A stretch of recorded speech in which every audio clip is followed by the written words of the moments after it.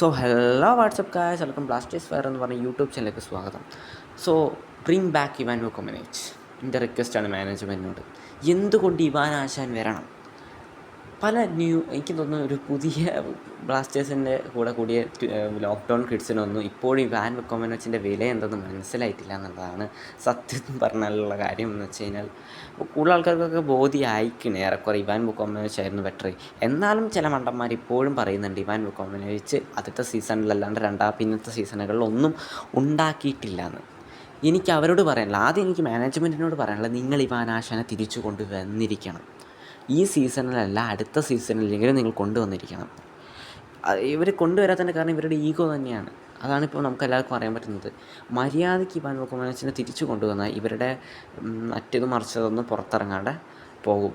അല്ലെങ്കിൽ നമ്മളതും കൂടി വലിച്ചു കയറുമെന്നുള്ളതാണ് സത്യത്തിൽ. ഇവാൻ വൊക്കോമനോവിച്ച് ഇപ്പോൾ ഏതൊരു വേസ്റ്റ് വുഡിനെയൊക്കെ കൊണ്ടുവരുന്നുണ്ട്. എനിക്കറിയില്ല അയാളൊക്കെ സക്സസ് ആകുമെന്ന്. എനിക്ക് തോന്നുന്നില്ല അയാളൊന്നും സക്സസ് ആവുന്നു. ഇവാൻ വൊക്കോമനോവിച്ചിനെ പോലെ ലിമിറ്റഡ് സ്ക്വാഡിൽ ഒരു നല്ല റിസൾട്ട് ഉണ്ടാക്കിയെടുക്കുന്ന കോച്ചിനെ ഞാൻ എൻ്റെ ജീവിതത്തിൽ സത്യത്തിൽ പറഞ്ഞാൽ കണ്ടിട്ടില്ല എന്നുള്ളതാണ്. വളരെ ലിമിറ്റഡ് സ്ക്വാഡിനെ വെച്ച് തങ്ങളുടെ ബ്രില്യൻസ് വെച്ച് മാത്രമായിട്ടാണ് പുള്ളിക്കാരൻ നമുക്കായിട്ട് 3 സീസണും പ്ലേ ഓഫ് കളിപ്പിച്ചു തന്നത്. ഒന്ന് നമ്മൾ ഫിനാലെ വരെ എത്തി. പെനാൾട്ടി ഷൂട്ടൗട്ടിൽ പുള്ളിക്കാരൻ ചെറിയൊരു പിഴവുകളൊക്കെ പറ്റി എന്നുള്ളതാണ്. ഇന്ത്യൻ പ്ലേയേഴ്സിനെ വിശ്വസിച്ച് കൊടുത്തു. അതൊഴിച്ച് നിർത്തിയാൽ നിങ്ങളതൊന്ന് മാറ്റി നോക്കുക, അതൊക്കെ മാറ്റും. നമ്മളൊന്ന് ചിന്തിക്കുക, 2016 ശേഷം നമ്മുടെ ടീമിൻ്റെ അവസ്ഥ എന്തായിരുന്നു? ഈ പറയുന്ന കളിയാക്കുന്നവരൊക്കെ ഒന്ന് ടേബിളൊന്ന് ഗൂഗിളിൽ അടിച്ച് വയ്ക്കാൻ കിട്ടും നമ്മളുടെ സ്ഥാനം എവിടെയായിരുന്നു. അവിടെ നിന്നാണ് ഇവാൻ വൊക്കോമനോവിച്ച് വരുന്നു, ഇവാൻ ആശാൻ വരുന്നു. ഇവാൻ ആശാൻ പറയുന്ന പോലത്തെ പ്ലേയേഴ്സിനെ സൈൻ ചെയ്ത് കൊടുക്കുന്നു. അത്യാവശ്യം നല്ല പ്ലേയേഴ്സിനെ തന്നെ കിട്ടുന്നു. അത്യാവശ്യം ക്വാളിറ്റി പ്ലേയേഴ്സിനെ ഉണ്ടാവുന്നു. നല്ല ഇന്ത്യൻ പ്ലേയേഴ്സ് ഉണ്ടാവുന്നു. നല്ല ഇന്ത്യൻ പ്ലേയേഴ്സ് എന്ന് പറയുമ്പോൾ ഹൈ ടയർ ഒന്നുമല്ല, പക്ഷേ എന്നാലും കുഴപ്പമില്ലാത്ത ഇവാൻ ആശാൻ്റെ ടാക്ടിക്സിന് ചേരുന്ന ഒരു നല്ല രീതിക്കുള്ള പ്ലേയേഴ്സിനെ കൊണ്ടുവന്നു. വളരെ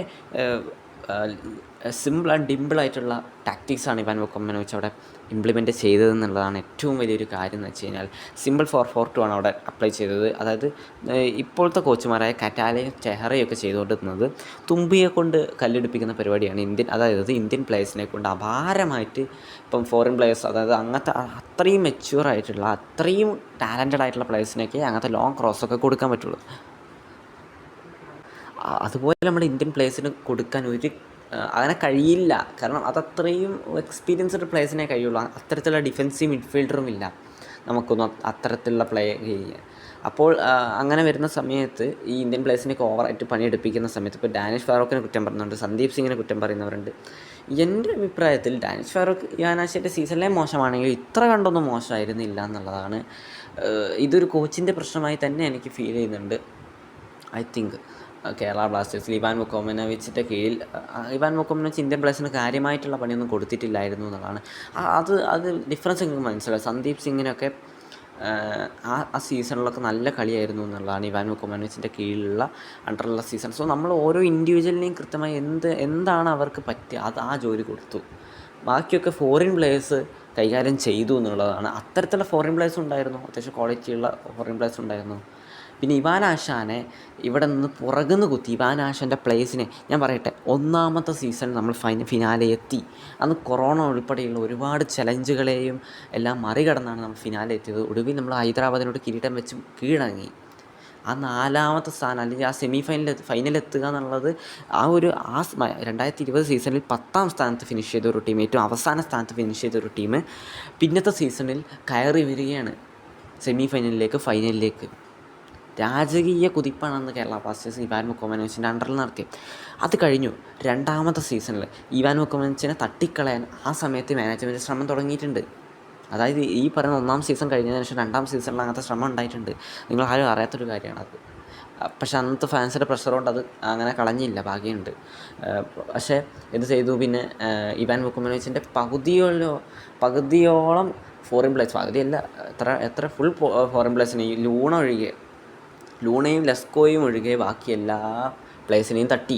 സിപ്പോവിച്ച് ആയാലും അതുപോലെ തന്നെ അൽവാരോ ആയാലും ഡയാസിനെ ആയാലും എല്ലാവരും തട്ടി. ഒരുപാട് ഇന്ത്യൻ കോറിനെയും തട്ടി എന്നുള്ളതാണ്. വിൻസി ബാരോട്ട പോലുള്ള നല്ല കളിക്കാരെ തട്ടി വിട്ടു എന്നുള്ളതാണ്.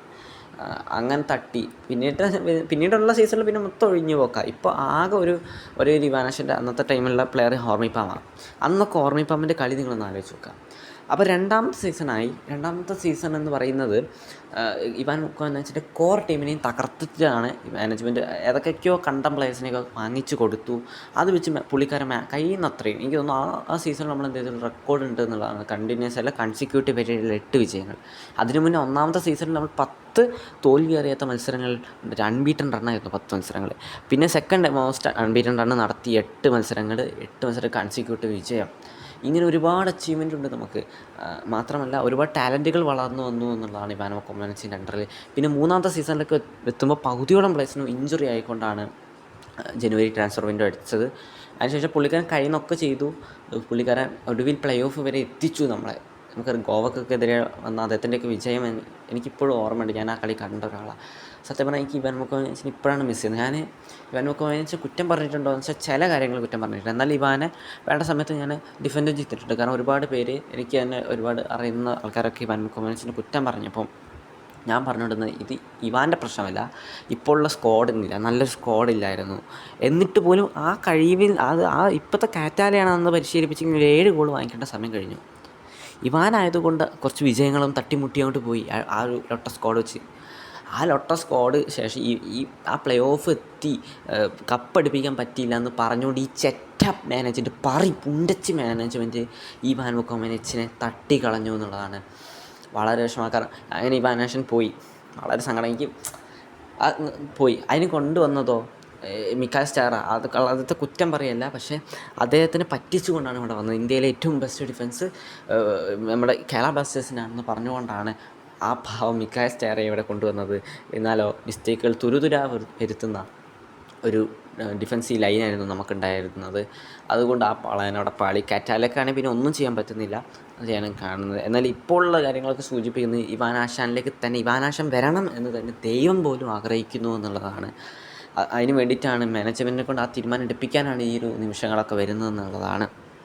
ഇപ്പോഴെങ്കിലും ഇവാൻ വുക്കോവിച്ചിൻ്റെ വില മനസ്സിലാക്കണം നിങ്ങളെന്നുള്ളതാണ്. ഇവാൻ വുക്കോവിച്ച് ഉണ്ടായിരുന്നെങ്കിൽ നിങ്ങൾ പറയുന്നു പ്ലേയേഴ്സൊക്കെ അത്രയും എന്താ പറയുക, ഇപ്പോൾ ഏത് കോച്ച് വന്നാലും എനിക്ക് തോന്നുന്നില്ല അത്രയും മോശം സ്ക്വാഡെന്ന് വെച്ചാൽ ഇവാൻ ആക്ഷനായിരുന്നെങ്കിൽ കുറച്ചും കൂടി ഒരു ബെറ്റർ കളി എടുത്തു ഈ റിലഗേഷൻ ബാറ്റിലേക്കൊന്നും നമ്മൾ പോയില്ല എന്നുള്ളതാണ്.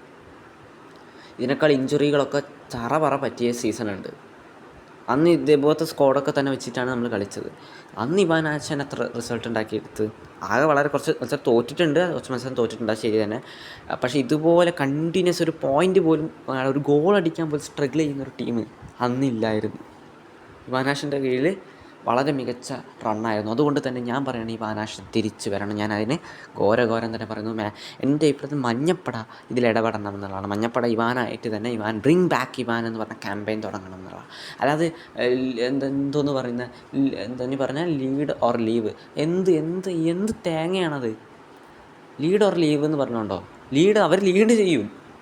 ലീവ് അതായത് ഒന്നുകിൽ നിങ്ങൾ നയിക്കണം, അല്ലെങ്കിൽ അവർ നയിച്ചുകൊണ്ട് തന്നെ നിൽക്കുന്നത്. പിന്നെ നമ്മളവിടെ നയിക്കണം എന്ന് പറയണ്ട, അവർ നയിക്കാണ്ടിരിക്കുന്നില്ലല്ലോ. ഇതുപോലുള്ള ഒരു വളരെ ബലഹീനമായിട്ടുള്ള ആർഗ്യുമെൻറ്റ്സാണ് മഞ്ഞപ്പടയുടെ ഭാഗത്തുനിന്ന് മാനേജ്മെൻറ്റിനെതിരായി വരുന്നത്. ഇങ്ങനത്തെ ഒരു ഇതല്ല വേണ്ടത്. നമ്മൾ അഗ്രസീവായിട്ട് തന്നെ വരേണ്ട സമയം കഴിഞ്ഞു എന്നുള്ളതാണ്. ഈ പറയുന്ന ഇങ്ങനത്തെ ഈ പോസ്റ്റ് ഇടലൊക്കെ പ്രൊട്ടസ്റ്റൊക്കെ കുറേ പണ്ട് നടത്തേണ്ട കാര്യമായിരുന്നു. അതിപ്പം ചെയ്യേണ്ട ആവശ്യമില്ല. ഇപ്പം വളരെ അഗ്രസീവായിട്ട് മാനേജ്മെൻറ്റിന് ശക്തമായിട്ടുള്ള രീതിയിൽ തന്നെ നമ്മുടെ ആവശ്യം ഉന്നയിക്കണം. നമുക്ക് ഇവാൻ വുക്കോവിച്ചിനെ വേണം. നമ്മുടെ ടീമിൻ്റെ സക്സസ് കാണുന്നുണ്ടെങ്കിൽ നമുക്ക് ഇവാൻ വുക്കോവിച്ചിനെ വേണം. പുള്ളിക്കാരില്ലാണ്ട് ടീം കപ്പടിക്കില്ല എന്ന് തന്നെ ഞാൻ ഉറപ്പിച്ച് പറയുന്നു. അങ്ങനെ കപ്പടിച്ചാൽ ഞാൻ ഹാപ്പിയാണ്. പക്ഷേ പുള്ളിക്കാരനെ കൊണ്ടുവരുന്നതാണ് എന്തുകൊണ്ടും നല്ലത്, ഈ മാനേജ്മെൻറ്റിനായാലും ടീമിനായാലും ആരാധകർക്കായാലും. അത്രേ എനിക്ക് പറയാനുള്ളൂ. കുറച്ച് ലോങ് ആയിപ്പോയി എന്നറിയാം. ബൈ.